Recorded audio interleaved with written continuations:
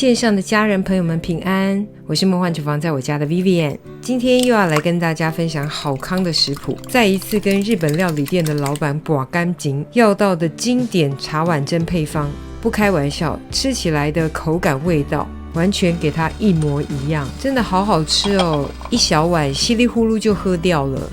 怎么样做出像店家那样软嫩的口感？秘诀就在加入的液体材料比例。茶碗在日文汉字的意思呢，就是茶杯，所以茶碗蒸呢，其实就是装在杯子里的蒸蛋。学会了茶碗蒸，相信所有蒸蛋的料理都难不倒你了。不啰嗦，立马来备料。所有材料配方就请大家自行萤幕截图，文字食谱的连结我也会放在资讯栏当中，需要的朋友点开资讯栏就可以看到。首先就是加入的高汤，日本人称为出汁，刚好手边有这个天然无添加的出汁高汤包，其实自己用海带跟柴鱼也可以做，但是我这个快到期了，要赶快用一下。如果没有的朋友就直接用一大片的干海带泡水，大滚后加入一大把的柴鱼片，关火过滤之后就是出汁高汤了。如果像我一样用这个出汁高汤包的话呢，就是加入大概600-700克的清水，然后开火煮到大滚之后呢，再煮个2-3分钟之后就可以关火。取出高汤包之后呢，放凉备用，大概就是放凉到至少低于摄氏40度。接着来处理其他的食材，通常会加入菇类，可以用红喜菇或是鲜香菇都可以。该清洗的材料要自行清洗哦，我就不拍了。有些品牌的菇类是可以不用清洗的，大家再注意一下。如果是用鲜香菇的话呢，就可以切薄片，通常会加入银杏果，但今天没买到就不加了。另外可以加几片鱼板提个鲜。鸡肉的部分可以用鸡腿肉或是鸡胸肉哦，我今天用的是去骨鸡腿肉哦，就切成块状。然后这个鸡肉也不用什么调味，就直接加入清酒，没有清酒的就加米酒，主要是去腥一下，然后就稍微的抓拌均匀。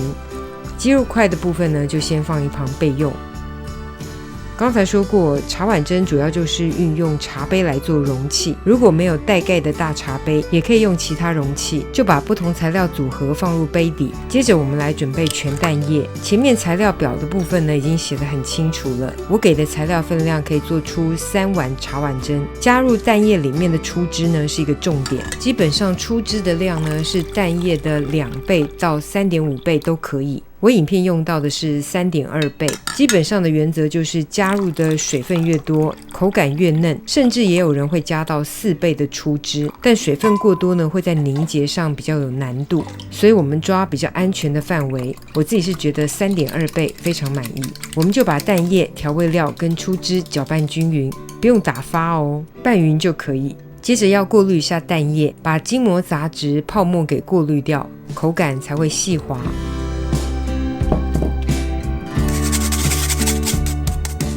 如果表面还有些许的泡沫，可以再捞除。接着把蛋液倒入茶碗当中，这个部分没什么技巧，就是把蛋液倒入容器当中。注入的时候呢，就看一下有没有什么大气泡产生。表面产生一些气泡的话呢，可以捞除，或是用喷枪，就有点像做布丁的时候喷枪喷一下，就可以消除表面的泡泡。然后一定要盖上盖子，蒸的时候表面才会光滑平整。没有盖子的可以盖铝箔纸或是保鲜膜，这样子水汽不会滴入，表面才会光滑平整。今天用直火水蒸的方法，用传统电锅也可以，大概就是1米杯的水，锅边记得夹一根筷子。直火水蒸的版本呢，就是水滚了之后呢，关中火，用中火蒸，内部才不会产生大孔洞。如果还是担心的话呢，甚至锅边可以夹一根筷子，释放掉部分的蒸汽，这样就可以确保内部不会产生孔洞。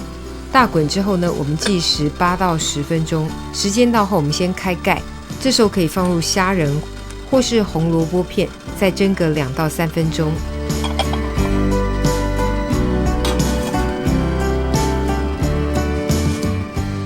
时间到后呢，我们就可以关火，再焖个2分钟，就可以出锅啦。来看一下蒸完的茶碗蒸，你看看，真的超级水嫩。表面可以装饰一下香菜或是鸭儿芹的叶子，没有的话加点葱花也可以，反正就是表面给它装饰一下，颜色丰富就是给它美美的。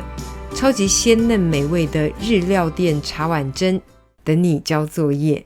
White is the color of flowers in springtime, red the color of blood through my veins. Blue is the color of when you were leaving. Tell me, let me know what you feel inside. 'Cause you don't know me by name. You don't know me by name. It's like you don't know me by name. 这就是今天的食谱分享，别忘了按赞、订阅、开启小铃铛，然后立马分享给亲朋好友，让他做给你吃。耶稣爱你，我也爱你，我们下次见，拜拜。That the path you are choosing